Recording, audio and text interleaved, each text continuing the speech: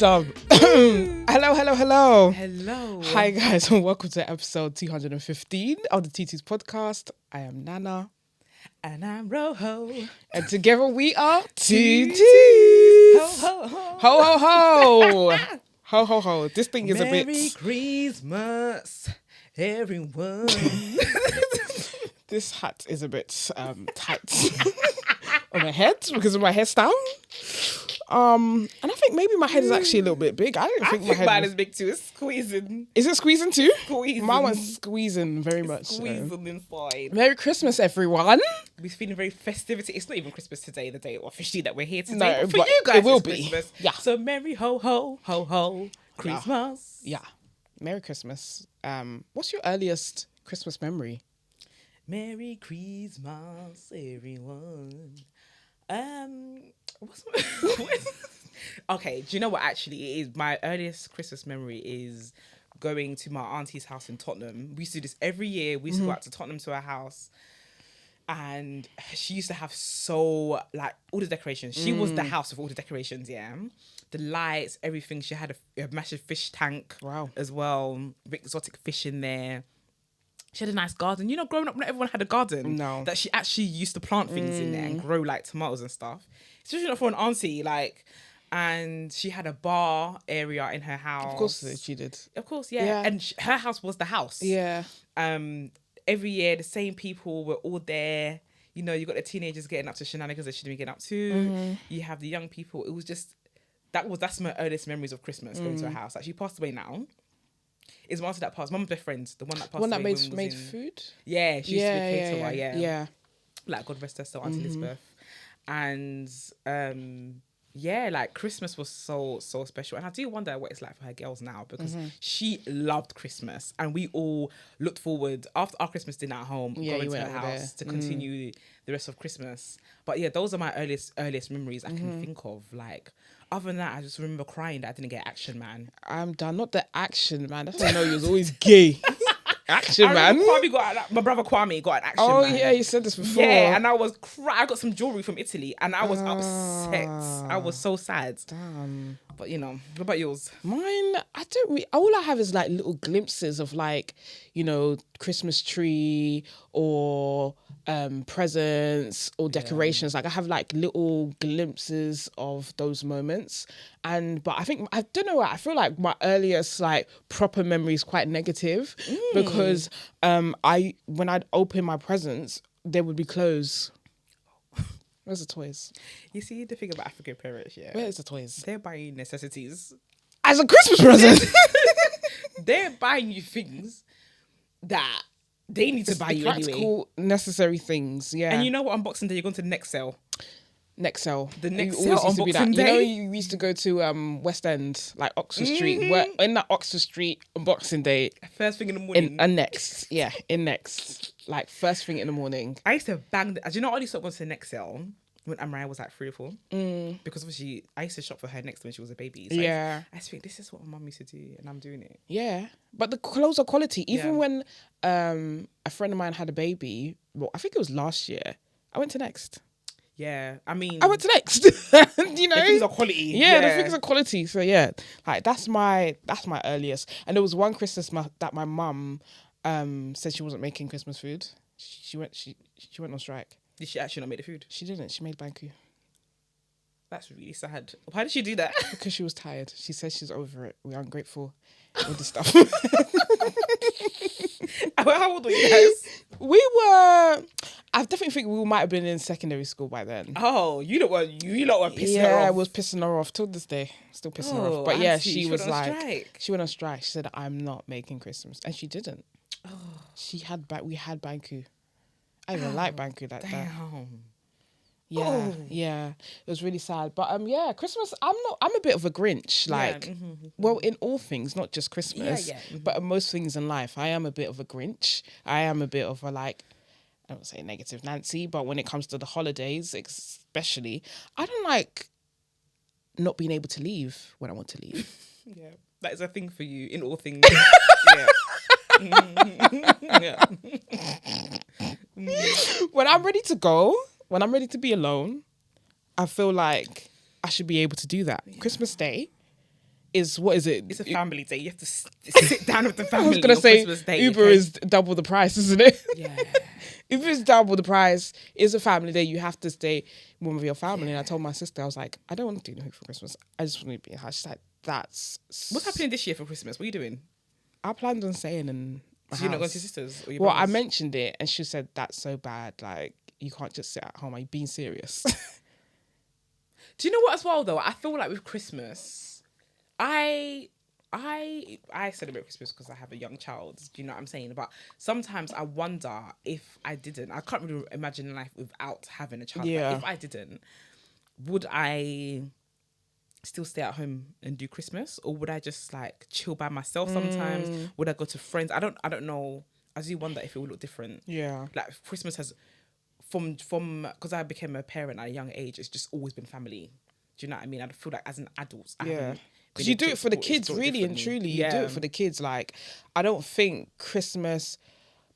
I don't know. There might be some young people who really enjoy Christmas, but apart from Friendsmas, like, what are you actually doing if you don't have any kids? Even Friendsmas crowd. This year is our first Friendsmas that we're doing. We have made it out of the group chat. We made it. Well, Surprisingly, we'll almost. see. No, don't episode don't comes say out. that. We've got plans. I made the caterer order yesterday. Yeah. Yeah, she sent the invoice today. Okay. We paid today. Yeah. So as it stands, Friendsmas is happening. It's happening. And by the time this episode comes out, it would have happened. Yeah. Okay. Yeah. And we'll tell you how it goes. But we're having a lovely queer Friendsmas. Yeah. Yeah. And we've been talking about doing one for like a few years now. Yes. A few years. We did Secret Santa. Was it last year or the year before? It was like 2 years ago or some Yeah, shit like we that. did Secret Santa 2 years ago. I still haven't taken coffee maker you bought me out of the box. Then I was Nana's Secret Santa recipient. What are the chances that you're the one who's getting Isn't me a it? Secret Santa What the present? fuck? Yeah. And then you got me a coffee. She got me a coffee. And do you know what? When coffee I shop. made that discovery, because Secret Santas are so hard here because of the money limitation, yeah. Ours was And what, £20? Yeah, it was £20 or something like that. And I was like, oh, because I didn't know what I was going to get you. And I was like, oh, a coffee maker. And I was so happy about that because I said, this is so practical. She drinks coffee. She's going to use it. It's been 2 fucking years, But bro. do you know what it is? Do you know why it's still in the box? Because I'm really planning that when I move, I'm going to put it in my nice new kitchen. Where's the coffee maker going to go in this kitchen? To be fair. So when I get my new place, that's gonna be the first thing that I have. really hope so. And I'm really looking I forward hope to you don't using get it. bougie and buy a more expensive one because that needs to be No, used. because I can still put the bougie coffee in this one. I checked. You put the bougie coffee in Perfect. there. So I'm gonna use that. Yeah. Use it Until until it it breaks breaks. down. Yeah, Yeah. until it breaks. Yeah. Yeah. I use it. I don't remember what my secret. Oh, I do actually. I think Bianca got me massager, like a muscle. Oh, the gun thing. Yeah. I think, Yeah. and to be honest, I've probably used that like twice. I think Bianca was my. You got her Yeah, I something. got Bianca something from Boohoo. Yeah. You know she love her Boohoo. Yeah. So I got some brightly coloured clothes for Yeah. Boohoo. She loves some rights. But yeah, do you know what this year? So Black Queer Christmas, by Tanya Campus, that normally happens every year. This year they took a break, and it's a much needed break. I think that with a lot of queer people, when you do like community work, It's taxing, and you don't get taxing. much back. No. That's the thing. A you lot of give the a time. lot of yourself to Yeah. it. It's a sacrifice. It's a It's a selfless self-sacrifice. thing. Even it's a self-financial sacrifice a lot of the time. Like, a lot of the time, the money's coming out of your own pocket. If the money's not coming out of your own pocket, then that's one burden off. But it's your time, and there's a lot of expectation, and there's also not enough to go around. No. Like, there are a lot of Black queer young people who need Black Queer Christmas. She can't but feed and everybody. gift everybody. Yeah. Do you know what I mean? Like, so, and how many years is she? It's like I think three. 5 years. Has it been going on for 5 years? Yeah. Wow. Yeah, 5 years. Wow. Yeah. It's a lot of work. I didn't go to last year's one, but I think I went to the year before that and the year before that. Yeah. But it's a lot of work. It's a lot of work, and it's so selfless, as you said. And, you know, I think Tanya still wants to do it. Like, every year Tanya wants to do this thing where she gives to young people, underprivileged queer people, but it's not always like she has to find the money from somewhere. Yeah. Do you know what I mean? She Like, needs it's to not find the always money for some of the possible. resources to Yeah. make, and you don't do it half-heartedly. No, So you don't. This year, she is selling the prints of some of the artwork done by some of the young Black queer people. So check out Black Queer Christmas and just support them. Do you know what? Buy the prints. It's community, so I think, you know, it should, some other funds, I'm not saying all because it can be really expensive, some of it should come from community as well, Yeah. you know. and people It should should. give I back. feel like in the beginning of, do you know, when all of us started these initiatives, even me starting the Black LGBT Therapy Fund, at that time, a lot of white people were giving away money because they felt guilty. Yeah, There was a lot of white tears happening at the time. A lot of people felt bad. How much the did you raise BLM again? movement, almost 100k. Almost £100,000. That is a lot of money. It's a lot of money, isn't it? Yeah. But I feel that if I was to try that this year, that wouldn't happen. Oh, absolutely not. Yeah. Even I was already intending to raise £2,000. I know. Ended up being 100,000, almost Yeah. £100,000. Yeah. By the end of it, and that I would I do something like that again? If you were to, because I think you were really good at it and you put your heart and soul into it. If you were to, I would say do it anonymously if you could. I would do that anonymously. Be in the face of such a business and, you know, a community initiative like that. It's too much pressure. It's too much pressure. It's too much pressure, and you have to be a spick and You have to be span perfect. person. You have to be perfect person. And you have to be a person. And also, I like nice, shiny things. And I felt like I couldn't be myself at that time. I couldn't. I was still trying to be myself. Yeah, because people think you're dipping into the pot. Yeah. Yeah. But I like shiny things. Let me tell you that from now. I do. So, and it's funny because I've even seen other people who are leaders of different community things where they will have a Gucci bag and they're, oh shit, I can't put this on Instagram. Yeah. Or Because people are going to be like, you're dipping. Like, people are going to accuse you of that. Whatever you do, they are. Whatever you do. But everyone is allowed to have nice things if they can have them. So so just support Black Queer Christmas there. And if you're like Black and queer and you're having, or even just a queer person, you don't have to be Black and queer. If you're just a queer person who is having a hard Christmas today because you're with family members who don't know you're queer, or with family members who are homophobic and you feel stuck in that, then we're sending our love out to you. You are within our thoughts today. Absolutely. And like, I just hope that you can just find a moment to yourself. Do you know what I mean? Go upstairs to your room, look out the window, and one day it'll be better. Do you know what I mean? One day it'll be better, but definitely sending love to you, because Christmas is meant to be a time of celebration, and for some people it's just a traumatic experience. No, because you have to be with people who don't accept you and don't see you. Yeah, that's sad. Yeah, every Christmas I do think about those people. To be fair, like just queer people around the world. But even those people who have to pretend to be something they're not, I think that's even taxing in itself, to pretend, to lie. That can be so exhausting, and having to be. I'm thinking of even like, you know, the trans people that might not be out and have to pretend to be somebody they're not. Queer people as well who have to pretend to be something they're not. That is hard. Yes, it's it's one day, but even me, I can't go and sit and my family accepts me. I can't be bothered to go and sit down for 24 hours. You know what I mean? So how much more for these other people? Especially if you're young, you have to. Where else can you go? Especially if you live at home, like where else can you go? That you have to do. But it does get better, man. I just would like you guys to know that if you are in that hard time, it does actually get better. Like, when you're able to afford your own place and able to create your own traditions, like you do have that to look forward to. So just ride it out today, because one day you're not going to be sat there. Do you know what I mean? Yeah. So, have you ever had an awkward Christmas because of your queerness? No, I don't think so. I think, what was it, last Christmas? My dad might have said something about wearing a dress again, because I think he said something about you should wear a dress. I don't know, something like that. But I think I'm at a point where if anyone says anything, I don't give a fuck. Yeah. Like I'm at the point there. I don't think I've had an awkward Christmas, because I've been so apologetic about myself for years. And like everybody in my family knows I will clap back. Yeah. So they don't even try it. Yeah. They know better. Yeah. So no, fortunately for me, because I'm crazy. Yeah. Okay. Have you? No, I don't think I've had any. Even if it's like been a weird time where my mum hasn't 100% accepted me, I just feel like on Christmas Day, like, she should be minding her business. Like, yeah. She cooking that turkey. Yeah. She making the picking blanket. Yeah. And that's it. Everybody's minding their business. Yeah, mind their business. Yeah. So, and to be fair, for the past couple of years, she was buying me something LGBT related now.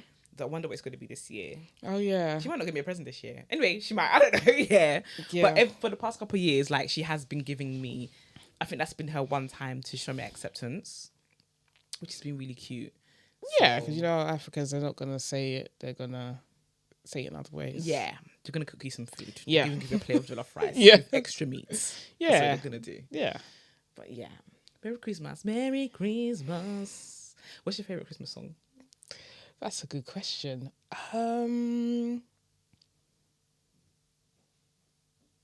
What's that one that I was singing? I was singing a Christmas song the other day. I can't remember what it's called. Something about Christmas is coming. And not this Christmas. This was it. This hang on the That's just a black one. That's why you know this one. I'm gonna get to know you This better. Christmas. This Christmas. Is that your favorite one? I think so, but it is very black. But Yeah, it is. Yeah, it is very black. There's Anyway. another one. Oh, my brother loves it. It comes on every year at Christmas on TV. Are they Irish? They're not like a rock band.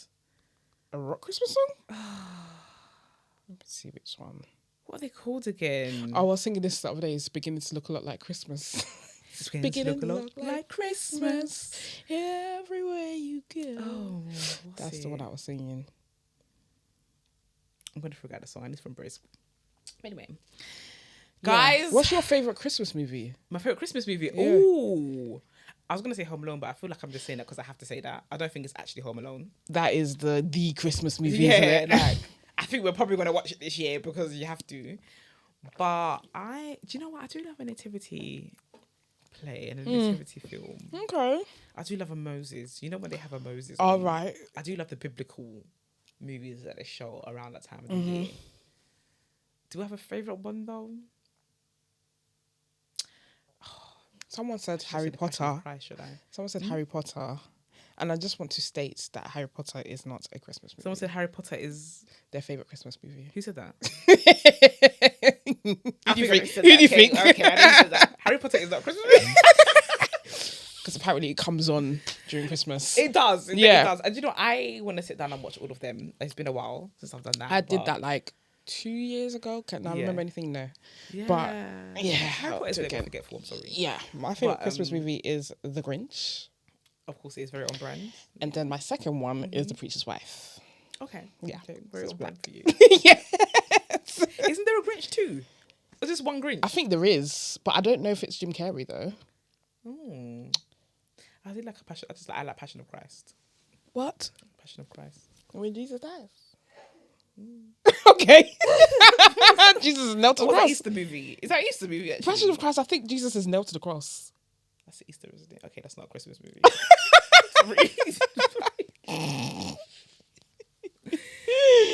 That's funny. But I like the Passion of Christ. I mean, it's not. I mean, Yeah. Jesus rose I again. mean, that's true. Mm. Yeah, I just don't like violence. Anyway, what's next? I had an interesting conversation with my cousin the other day. I don't think I told you this. Where we were talking about there's a footballer. He went viral because he wore the rainbow armband and he put Jesus. I think Jesus loves me the first time and Jesus loves you the second time he wore it. And then he came out with a statement or an interview and basically said the reason why he said that is because. What was the reason again? I forgot what he said, but I called the bullshit. Oh my god! And my cousin reposted it, and I was just like, he's chatting shit. Like, if you're gonna be homophobic with your chest. He was being homophobic. I don't know. A lot of people interpreted it as he just put that on there because it was a rainbow armband and he put Jesus loves me. Oh, on he there. added the Jesus loves. Yeah. Oh. So he wrote it on there.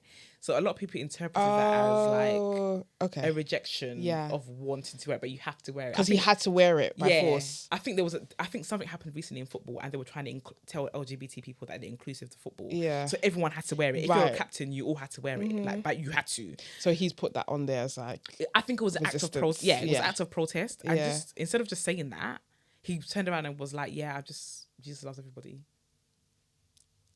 And the thing is, even doing that is it's just you know what you're doing by doing that because also- how many times when it's only because you got an LGBT band Yeah. you put in Jesus loves you don't put that on every single band that you wear, only the one that's an LGBT one, that's why you're putting it on there. it's so mad because Don't gaslight us. Is it that deep? Because it has a flag on it. Is it really that deep? Like, I just don't get, what is it doing to you that because it's got a flag on it? Yeah. Do you get what I'm saying? Like, Yeah. it's just A lot of people are so bothered. they're too bothered. It's weird. By the LGBT flag. Like, It's people so are weird. so oppressed. If the flag is there in the room, I don't like. You have to let it know that you don't fuck with that. It's a flag. It's some colours. Cool, it represents something, and it's like it gives people some sort of sense of belonging. But it's for those people. It's not for you. But how does it change your life? Like, how does it like make your life any much less than I don't get it. How does it affect you? It does not affect you. Yeah. So my cousin was just like, just It's a because you were fucking LGBT, symbol. we had a whole conversation, and she was just basically like, just because you're LGBT, I might not necessarily I love you as a person. Who said that? My cousin. Which cousin? We Okay, got this yeah. She's the first person. She's the first cousin that came out to you as well. But mind you, When did she say this? we was like last week. Okay. Yeah, like last week we had this conversation. Oh. But she was basically like, I accept people, individuals for who they are. I accept humans, and as Christians, we're supposed to love humans. But the act of being in love with someone who's same sex is a sin according to the Bible. So like, if you're a Bible following Christian, then of course, like when it comes to same sex relationship, it's not something that you are necessarily hailing up. But you as an individual, I can love you as an individual. And I was like, but the same way that I am a woman and I am black and I'm all these things, I'm also queer. It's a part of my identity. It's not a separate entity. It's not something that I'm just doing on the side of me being a woman. Like, all these things are part of my identity. And she was like, okay, so is that? And then she was like, but why using the word queer to describe yourself? Because isn't that like a negative thing? And I was like, it's the same thing when people use the N-word and they've reclaimed it.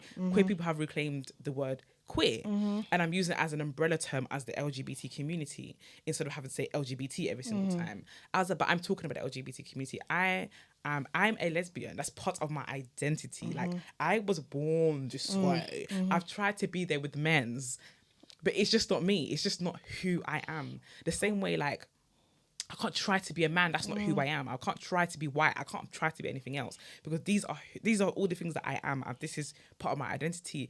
And she was like, she didn't see it like that. She sees it as it's something that you're doing. And I was like, whether I'm with a woman or not, I'm still a lesbian. Whether I'm having sex with a woman or her lips on a woman or holding hands with a woman, I am still a lesbian. But it's just the same as them being straight. So and it never crosses their minds that they can't. They are just straight. They're just straight. They can't help being straight. It's just a part of who they are. No. They can never ever see it that way. To them, it's a lifestyle.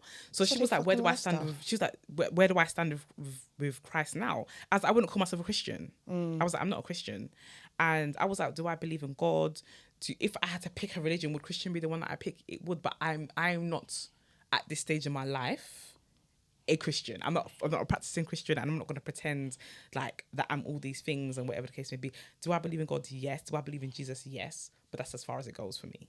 Like, when it comes to the Bible, it's been translated so many times, and I think that it's up to interpretation. In my opinion, it's up to it for interpretation, as many religious books are. Like, if I'm going through something and I go and read the Bible, I might find these words of comfort to me at this time, where somebody else might read them and get another and have something else. And I do like that about the Bible, though. That is like, it gives everyone different things in different parts of their lives, and it's about your relationship with God and how it is up to interpretation. So when you're talking to me about Sodom and Gomorrah and all these things, I was just like, it was a sexual thing. Like, whether I'm having sex with somebody, I'm still queer. I'm still a lesbian whether I'm having sex with somebody. It's not about the act. And I think the Bible, or the way it's been interpreted, it's just all about sex instead of about a person. And we left the conversation there. Interesting. And that came from the footballer armband conversation. That's so funny. I said that he's gaslighting. Because, like, I've definitely heard, like, people in my family say, oh, like, I love you, I just don't like what you do, or I don't like the act, and you know what I mean? Like, and it doesn't make sense to me. So if I just didn't have sex with women, that'd be okay. Yeah. So it's just the sex. Yeah. Like, Donnie McGurklin, the gospel He artist. used to have sex with men. Yeah, he was gay, and then his thing was, I don't have sex with them no more. So Still gay. he's That's gay. like I don't know my. what he's saying these days, but That's like my woman, the stud, that's a Christian. And she has a husband and kids in America. the one who shall not be named. Yeah. She's definitely still gay. But yeah, no, that's so interesting. It's very, very interesting that people can sit there and say that, oh, it's the act. Do you know what I mean? Like, I think I also think that's quite manipulative in a way, because you're saying you can be gay, you just can't have sex with the same sex. Where does that leave me when that leaves me with no physical relationship with anybody? Like, I can't actually have a fulfilling relationship because you're taking one part away. And I think it's very, very like, if people are just completely not acknowledging any other part of a relationship but sex, it just makes me think that you're perverse. Yep. And I'm sorry to say, a lot of Christian leaders are perverse. Yeah. They are. Yeah. And I don't think it's a coincidence. That's why they only look at the sexual side when it comes to queer people. I just don't think it's a coincidence. Like, there's so many times I've been into church when they're talking about women serving their men, and like they're talking about giving themselves to men as well. I'm not giving myself to anybody. What do you mean? Like, if you share an intimate space with somebody, you're doing it with them. You're not serving yourself up to somebody. Do you know what I mean? And even that, there's so many things. Like, me personally, I know we haven't had a conversation about religion in a long time, but like, even me personally, I don't believe in the Bible. I just don't. Fair. I'm sorry. It's a book that is written by man, and I don't trust any man. I don't trust I hate men that that wrote a book time ago. As you said, it's been translated so many times. Like, there was a time in the Bible where homosexuality as a word didn't even exist. Like, who added that in there? Whose idea was to drop it in? It's an agenda. It's an agenda. And I think people don't question anything. It's always, when it comes to like homosexuality and trans people, it's always an agenda to distract you from something else. Have you seen recently? I saw a tweet about I don't want men in the women's toilet, and they were talking about transgender women. And the thing is that, and someone put up an article saying that cis women sexually abuse more than trans women. First of all, like, the percentage of trans women is small. Like, in comparison to cisgendered people, it's small. Don't be stupid. Do you know, that I'll add on to that. Did you see that post where they're banning trans police officers from searching cis women? Have you seen that? No. This was about 2-3 weeks ago, and there was going on, oh my God, I can't believe that trans police officers have ever been able to search. When have you seen a trans police officer? I've never seen a trans police officer ever. All these people in the comments, I bet if you ask every single one of them, when have you seen a trans police officer? Let me know. They will all not be able to say nothing. But it's always why a moral is panic. that even a priority of rules that you have to put out there because you're distracting from something else? Male police officers are killing women daily. They are killing women all the time. Yep. They are raping women. Trigger warning. They are raping women. They are doing all sorts of. They're torturing women, like, all the time. But you're talking about your. Instead of like addressing that, the police officers not being a place of safety and a place of protection for women, you're talking about take away the rights for trans police officers to search cis women. I'm so the sorry. data shows there's only ever been two police women who are trans. I'm sorry, but like, people do this thing where they have to villainize people to make themselves feel more comfortable, to make themselves feel better. Like, how does this affect you on a day-to-day life, that there's going to be a trans woman stop and searching you? I'm yet to see even a trans police officer. I have not seen one. I'm yet to... I have not seen one. Like, that's what they do all the time.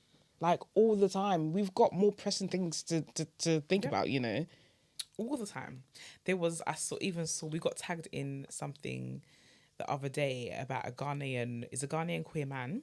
He's like a fashionista in Ghana. I forgot what his name is. That's the first time I've come across him when we got tagged in a post. But I did follow him to know about him. But he went on Ghana radio.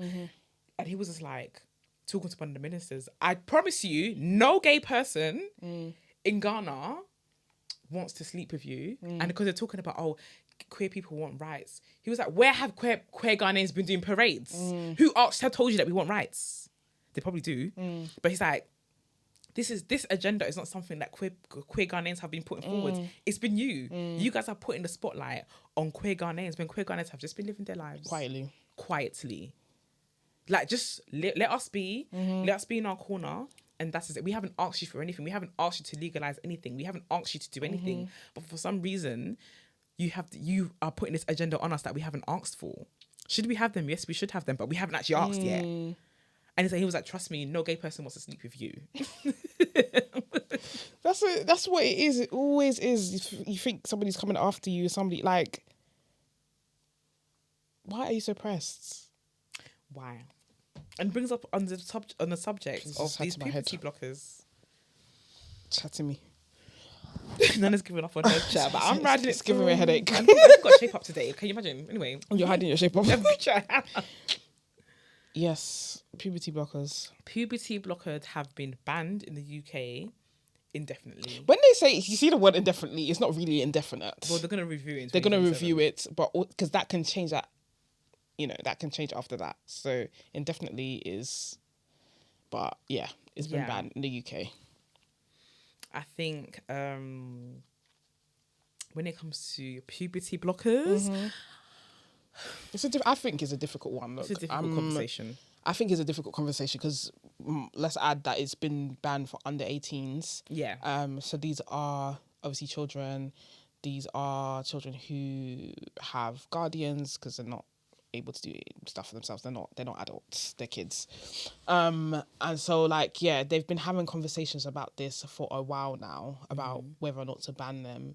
I don't think there's been much research in this because a lot of people are saying it's unsafe, or a lot of articles that I've read are saying puberty blockers are unsafe, they're bad for the bones, they weaken the bones.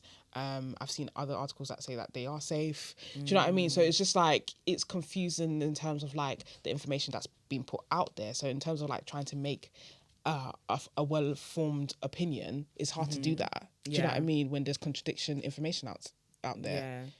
For me, I feel like with puberty blockers, especially as somebody who is a parent of a teenager who is going through puberty and she is figuring out herself, how she presents, everything. She's in that stage of where you're figuring yourself out. Where do you fit? Yeah. To them, that's their whole world right now. She has years to do that. But for right now, That's it seems like the most important thing. Yeah. Do you know what I mean? And as a parent who's going through that, I think the ban on puberty blockers is wrong. I don't think that they should be banning puberty, but I think that option should be there. I feel like if my child was trans, and I will support them through their trans journey, but I have to be really honest, and I don't know if this is a controversial take for a queer podcast to be saying, but I feel like we need to be honest about this conversation, and it's okay to have varying opinions, but I wouldn't let my child take puberty blockers. And the reason why is because I wouldn't let her put anything in her body that's potentially harmful. And that's just the reason why. It has nothing to do with me not supporting her being trans. It has nothing to do with any of that.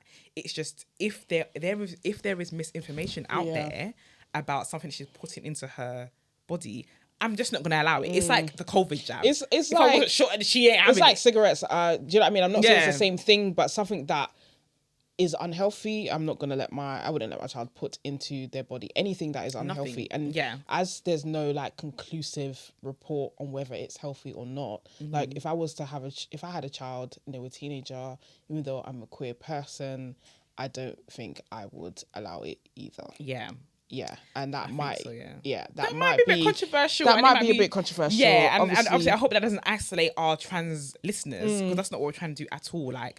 Because teach us, do you know what I mean? If we are going down the wrong thought process of this, and definitely open, but I don't think they should be banned. I do think they should be open. I think that people should be able to make the decision themselves. But if I were to make that decision for my child who is going through puberty at the moment, I will support them in any way in their trans journey. I really, really would. But when it comes to the puberty blockers, just because I don't know what that is that they're putting in their bodies, and a lot of things are just inconclusive. Like 1 minute they're saying there's something to do with their bones, 1 minute they're saying it's 100% safe. Because I don't know if it's safe or not. She's not having it. I guess it will have to be like extensive like research and finding out if it is, and you know whether, and I know it's hard because like as a trans person, you don't feel, your body doesn't feel like home to you. It feels foreign. It feels like the wrong body. So I can completely like sympathize with that. So maybe it's a case of finding out exactly what the harm is or if it's safe, and also like therapy, and as you said, like just supporting in any way that I can. But I think, you know, as a parent, as a guardian, you're always going to be like skeptical about what may be potentially harmful to, you know, the person that you've been, you know, you've been trusted to nurture. Like, do you know what I mean? Like, I don't think it's a crazy thing to say, oh, I don't know, or I don't trust it, or I'm scared. Yeah. I think that's absolutely fine. I don't know what that means. I don't know what it means to give my child, you know, puberty blockers. I don't know what that means fully. I think that puberty is a scary experience for anyone who's going through puberty, regardless of gender dysphoria. I don't know many young people who are looking forward to their periods. I don't know who's looking forward to that. But if there are, there are. Yeah. But when I think about when I was going through puberty, I dreaded seeing my period every month. I still dread seeing my period every single month. Yeah. Do you know what I mean? Like, what's the best thing about being pregnant was I didn't have my periods for 9 months. And it just, when my boobs were growing out as well, when like people are comparing sizes, somebody said I had pebbles one time, and I was really insecure that I had pebbles, and all of a sudden they became mangoes. Yeah. Very quickly. And I was just uncomfortable with a lot of the changes that my body was doing. But I think that everyone goes through that. Like whether you have gender dysphoria issues or not, there is a varying level of uncomfortability with your body at different times of your life, even in adulthood. So if some of those reasons are down to gender dysphoria, then you know you go down that route to try and figure out where you are mentally with your body and be at one with your body, and you transition. But when it comes to your teenage years, I think that we need to do a better job in supporting people in going through the puberty. I don't think there's enough support for young people going through puberty. You're just meant to do it. Yeah. You just meant to. It has something that happens naturally, and you just leave them to it.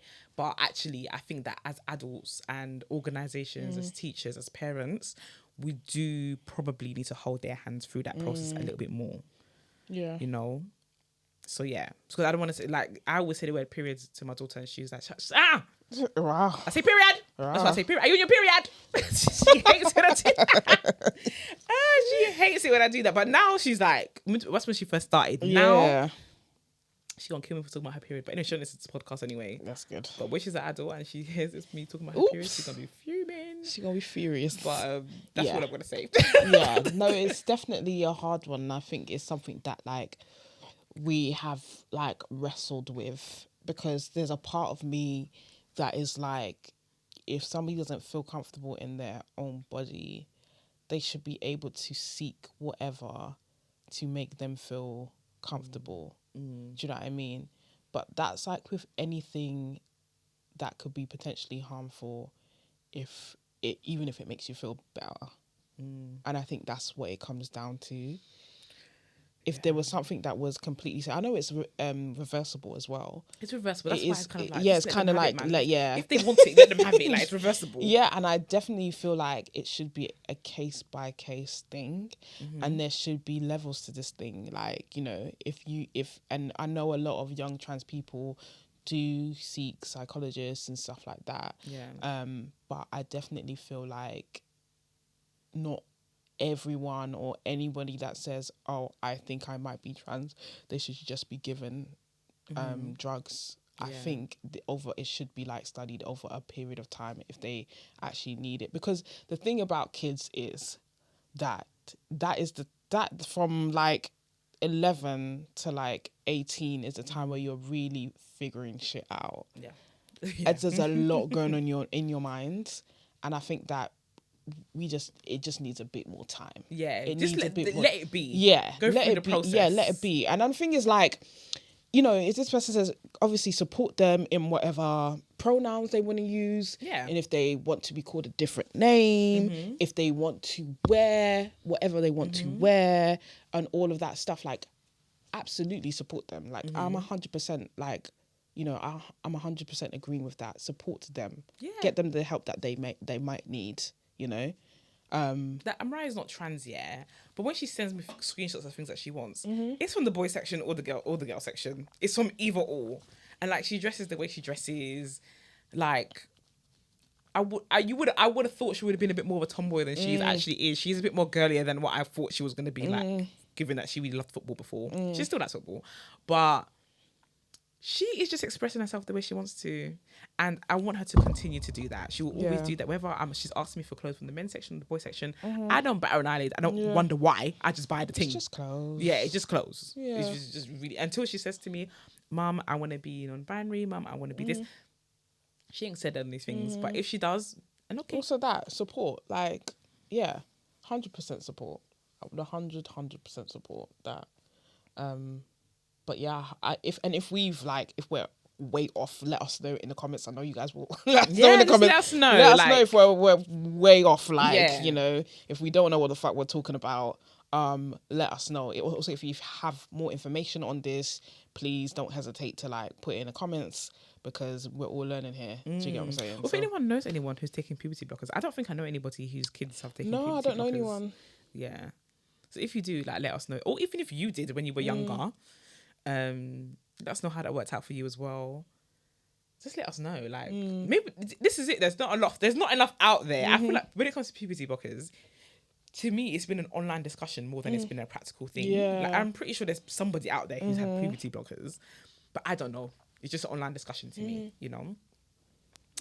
A bit like this week's topic of colorism. Oh, God. We got to get into it. Babe. Honestly. I opened the app today, which is Twitter. I opened the Twitter app today and I saw that they were still talking about it, and I closed it.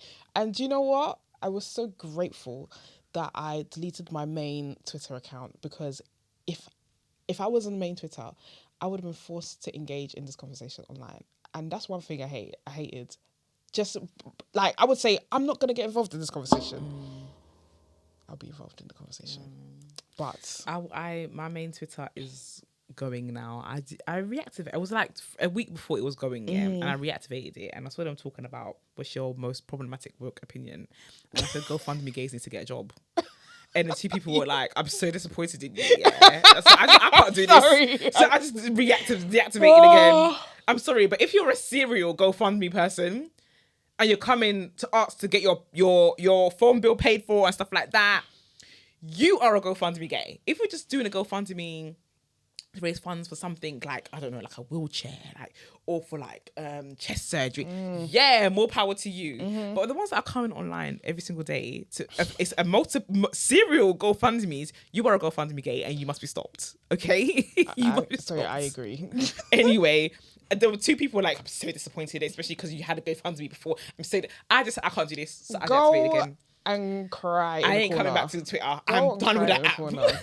That app is just it's so annoying. But yes, there's been a discussion that's probably been happening for about a week now about colorism. Yeah. Yeah, so that video with Crep's Nala's song, basically the BTS video, they look like this. It was the BTS, because I hadn't even watched the actual music video, but the BTS, whoever was behind that BTS went to all the fathers with the light-skinned children. Because there were other kids there. Yeah, the actual video wasn't that bad. There were brown skin and dark skinned kids there. You wouldn't know that from the BTS. The actual video, I was a bit more varied than the BTS video showed on social media, but I was just thinking about colorism in our community, in the queer community. Do you think it's a thing? That is a good question, though, because I don't think I've thought about it. Have I needed to think about it? Is it a thing? Because I really and truly, I see so many different looking couples, queer couples. Yeah. I see so many. So and obviously like the queer community is much more open and much more educated in a lot of things that are social. We're open to a lot of different things. We're sure. open to a lot of different things and a lot more intelligent. And just because of that openness, we're a lot more intelligent. We're less ignorant. So I wouldn't say that there is a colorism issue. There must be though, because I think it would exist in every community, but I think in ours, it's not, as stark as the hetero. Do you know what I think? Yeah, I think when you watch Stars of LA, exists. I feel like when you... But it wasn't in... Sons of Atlanta. No. Is it Sons of Atlanta? What's that? Hoochie Daddies. Yeah, Hoochie Daddies. There was a lot of dark skin. There was a dark skin, but I feel like it depends on where you are. Right, yeah. I feel like Stars of LA was giving light skin galore. I think I only saw one brown skin, or maybe about 2 brown skin. There might have been 2 max in the whole season. Yeah. Everybody was a lighty in that, light skins. Yeah, but are we talking about... Everyone was light skin. But are we talking about Mascs? Are we talking about Femmes? Because if we're talking about colorism, colorism is an issue in the straight community because it's like light skinnedness is attributed to femme Attractiveness. Yeah. I think that when it comes to our community, I think that light skinnedness, I wonder how it is with the gays, but let's start with women loving women first. I think that is attributed with Mascs. I do think it's more than Masc than it is with Femmes. If you're a dark skinned femme, you might feel different to what I'm saying, but from what I see and what my islands, you think they love a light skin Masc. Yeah, I think they love a light skin Masc. Absolutely. I think that when I'm on social media, for the most part, it's light skin Mascs that I see, like on TikTok and the ones winding their waist on the internet and all them things there. It's so interesting. It's light skin ones, and there are dark skin. I feel like some of the dark skin Mascs, when they come to wind their waist on the internet, they're seen as corny, or like, what are you doing? Like that person that does that pose. Yeah. If a light skin person was doing that, they'll love it. This one. A light skin person will be doing their face. I don't know. They all love it. I don't know if it's different in America or... Because obviously when we open our apps, the majority of like women loving women relationships that we see are from the US. Yeah. Yeah. Like black ones anyway are from the US because it's so big. But as a dark-skinned Masc presenting woman in the UK... I don't really see an issue. I don't think we have colorism issue here that much. No, I don't think so. I don't really, and correct me if I'm wrong, guys. For any of you like dark skinned masculine presenting lesbians, like, is it a thing? I mean, I don't see an issue. Even when we went to America, we went to New York. I didn't really have any problems in that department either. No. I feel like, again, in New York, you don't think it's an issue, but in LA might be. I feel like New York is similar to London. Yeah. But I just think that in LA and maybe some areas in Atlanta, I don't know about Atlanta actually, I don't know.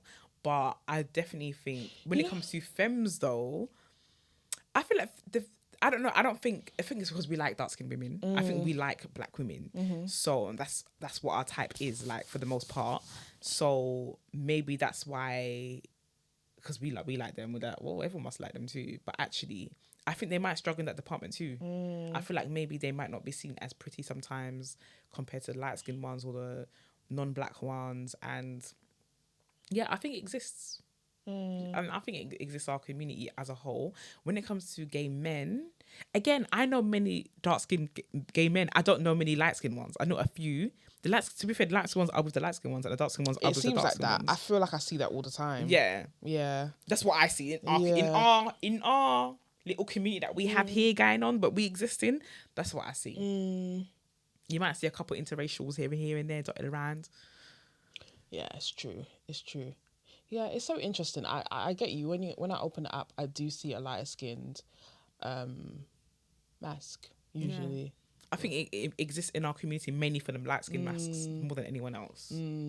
Yeah, but it's just so weird because obviously it differs from place to place, and even for New York and LA. And I think LA is there's a lot of like Spanish speaking people as well. Like, so I think that also has a part to play in that too. Yeah, probably. Yeah. I saw that there was a conversation happening the other day. There was a lesbian like academic that passed away recently. Yeah, I saw that. And she's had a white wife. Yeah. And it just opened this whole community, this whole conversation around academics always dating white people or being married to white people. Because that's who they're around. Yeah. Like you know, it's your environment. I remember there's a doctor that we know in this country, and she's of a certain age. I think she must be in her 40s now. Okay, yeah. Yeah, and she has predominantly dated white women. And I asked her, and she said she's never around or can never find a black person who's like, in her circle. Yeah. Do you know what I mean? It's not that she doesn't want to date black women, but the white women are in her circle. Yeah. Do you know what I mean? And I guess it's probably where she grew up, where she went to school, where she went to study, like, all of these things, whatever uni she went to, you're a product of your environment. Yeah, it's the communities that yeah. Do you know what I mean? But Spaces, I saw that conversation as well. I can't remember the activist's name, but her wife was white. And people are like, how come every time like there's an activist and they're fighting for black rights? All these things, like it's always the ones. I'm not gonna lie, a lot of people who are at the forefront of like fighting for blackness and fighting for our rights, they do a lot of the time have a white wife or husband. Yeah, it's true. And I just think it's just because of the spaces that they're in. Like, honestly, because a lot of times they are academic people. They are academic people, and not to say that they aren't like black academic, like, pockets and communities and stuff like that. There are, but also we need to think about that time as well. Yeah, like the time she was in. These are people that are writing like journals and papers and all these stuff. Like, she's gonna be surrounded by majority white people. I just think it's an interesting conversation, because someone also said that like people aspire for whiteness. Like, people that have gone to maybe like a certain uni or in a certain like industry, they aspire to whiteness and stuff like that. But I don't think they aspire to whiteness. I just think that's what they're around. Yeah, I think what they're around. Even when I see younger black queer people going with white partners, even just younger straight people, even straight people, black people in general going for white partners, I always look at the environments that they're in, like where they've grown up, what kind of interests they have and stuff like that. And that always does play a role as well. A lot of the time it does. These people are not colorists. No. They're not people who just don't want to date black people. No. There are some people who are like that. There are a lot of people like that. There are. Yeah. But I feel like the ones that I know that are into interracial relationships, I don't think it's that. They're just with people that they have similar interests with, and they're in the same just environments with. Yeah. Do you know what I mean? Yeah. So, like, who knows, like, what we could have been into or liked if we grew up in a different environment. Yeah. It just so happens that we grew up in London. We grew up in very, very blackety black circles. Yeah. We went to very blackety black schools. Exactly. Even uni. Our lives have just been very blackety black. It's been very, and it's about your environment. Yeah. And I still feel like, you can still love your community, you can still love yourself, even if you date outside your race. Yeah. Because she was doing the ones that I know do. She was doing the work. She was. Yeah. She was. Yeah. I saw on a different subject. I saw a video, I was telling you about it before, about this like masculine presenting woman who was complaining that she does the most. She takes women out on dates. She makes sure, she fucks them good. She makes sure that they get home safe. She's even the one bringing the conversation. Even the conversation said the girl don't even say, like, doesn't even ask her about herself. And she was like to the girl, why don't you haven't asked me anything about myself? And the girl was just like, yeah, I'm just seeing, innit? I'm just seeing, like, I don't know. How long are you going to see for? And that's, women do that though. They're like, oh, I'm just seeing what you're bringing to the table before I do. How long are you going to be seeing for? Because I'm a woman too, and I also need to see. You're not giving me anything to view right now. Yeah, but the problem is, she was like, I'm going to start dating men. Why is that the answer? Why is that you're? Why is that? Someone was like, she completely missed out stud for stud and went straight to men. Yeah, because we have such a huge internal homophobia, yeah, that you don't even look at as other masculines. You think that's double gay. You think that's real gay if you go to another stud. I think it's more gay to be a masculine presenting lesbian or a masculine presenting bisexual with a man. That is triple gay to me. That's too much. That's triple gay to me. I mean, I love that for y'all. That's too much. But no, the femmes got to do better. The femmes have got to do better. Like, listen, you're both women at the end of the day. Even if you're dating a man, to be honest with you, even men deserve They good deserve things, something. Okay. So, like, I just think if you're dating somebody, and I said this to someone yesterday, like, I just think if people are dating, they should show up as they are. There's too much games happening. There's too much tit for tat. There's too much. I'm waiting this out. Like, just show up as yourself. Both of you should just show up as yourselves and give what you can to the situation. And if it works out, it works out. If it doesn't, then it doesn't. At least you know you gave what you could give. It's just genuine that way, isn't it? Like, it just feels like all the games, it's just fake. Like, you want to go into something where you feel like it's organic. Yeah. Like, do you know what I mean? It's not contrived, it's not fake, it's not like, oh, I'm gonna wait till I text this person. Like, do what you feel to do in that moment. And the thing is, like, I have found myself doing that with dating more, like just without playing games thing. And the more I've realized that people play games, the more I've realized that people really play games, and it's just jarring. And it makes me retreat. Like, if I'm just giving, and the one thing I hate is that I was gonna tap a bitch. I was gonna. I hate an I was. Where gonna. is it? I was gonna. And I've hated an I was gonna since I was about 24. Like, I was dating somebody and I found myself always saying I was gonna. And I didn't realize that she said it. One day she was like, every day you're saying I was gonna. And I was like, oh, do I? So now I'm not an I was gonna tap a bitch. I'm not. I did that. Now I do. If I want to do something, I don't wait out for the right moment. If I'm able to do it, then I just do it. But I hate it. I was gonna. Yeah, no, for real. I just think that, like, the femmes need to step it up a little bit. I think sometimes we're too, even like, I'm gonna blame some of these masks as well. Sometimes we're in this gender role too much. Unclench, relax. Do you know what I mean? Like, it just sucks the fun out of everything because everything's got a place and everything's got a role, and you know, you can't stray away from those confines. Like, unclench, okay? It's just not that serious, you know. And I think that as well, like, femmes, you're dating a person.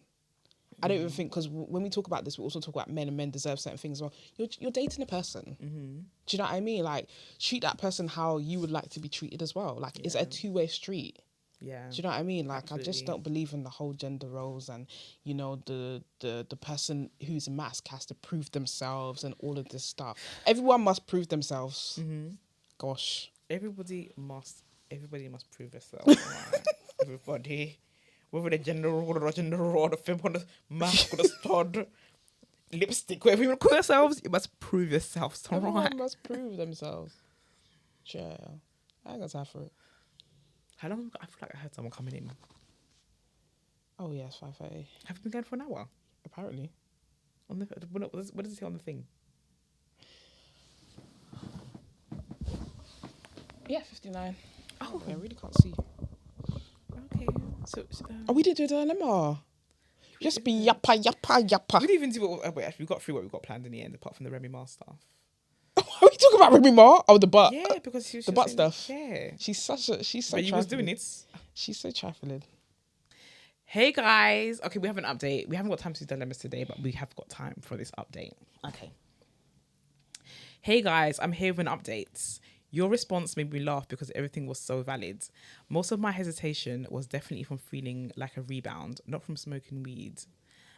I also find it hilarious that you assume that I'm a Masc because my friends always say that I behave like a stud, but I'm 100% femme presenting. Ooh. Like hyper femme, long nails and bust downs. Oh, you know we like that. The other girl in the dilemma, Cheeky, is a stud. I talked to her And she said she understands why I was cautious with her, because she didn't communicate her feelings clearly. And she can now see how that led me to jump to conclusions about her intentions. Such a stud. Now it's all making sense. Such a stud. Nothing when you're going to lead people with their intentions. Anyway. I let her know that I've been guilty of poor communication too, because I hadn't let her know how certain things made me feel. She admitted that she genuinely was flirting with me and that she knew it was wrong because she was in a relationship, and I appreciate her honesty. I don't think that we need to risk ruining the dynamic of our wider friendship group, because even though it's clear that she's always liked me, I can't shake off the red flags. Her flirting outside of her relationships has been an issue in the past, and I'm not convinced that she wouldn't do the same thing if we got together.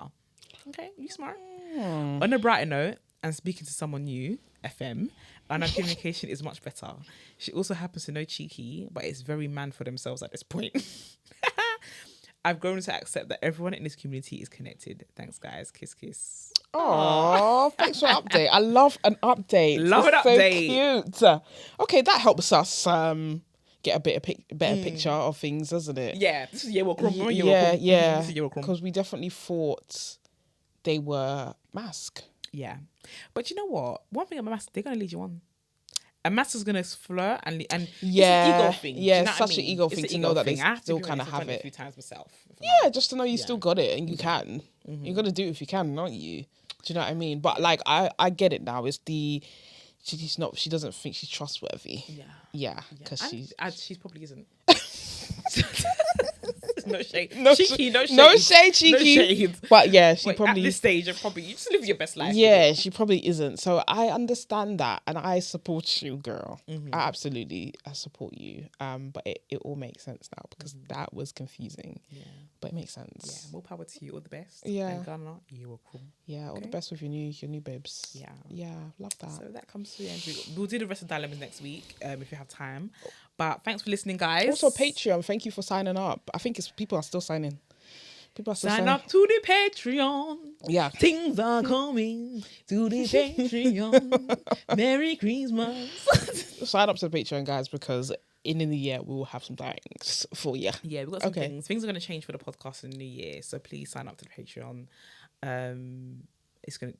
The link is down below. Okay. Yes. And until next week, thank you. Merry Christmas. Hope you're all having a great time. If you're listening to this after Christmas, I still hope you're having a great time. Long life and prosperity. Happy New Year. Happy New Year. And make sure you like, comment, subscribe, all that good stuff. Interact with our social media posts. Follow us on TikTok, follow us on Instagram. You can interact with it on X if you wish. Not if you wish. But all of our other social media accounts, please do sign up to Patreon. Until next week, peace. Merry Christmas.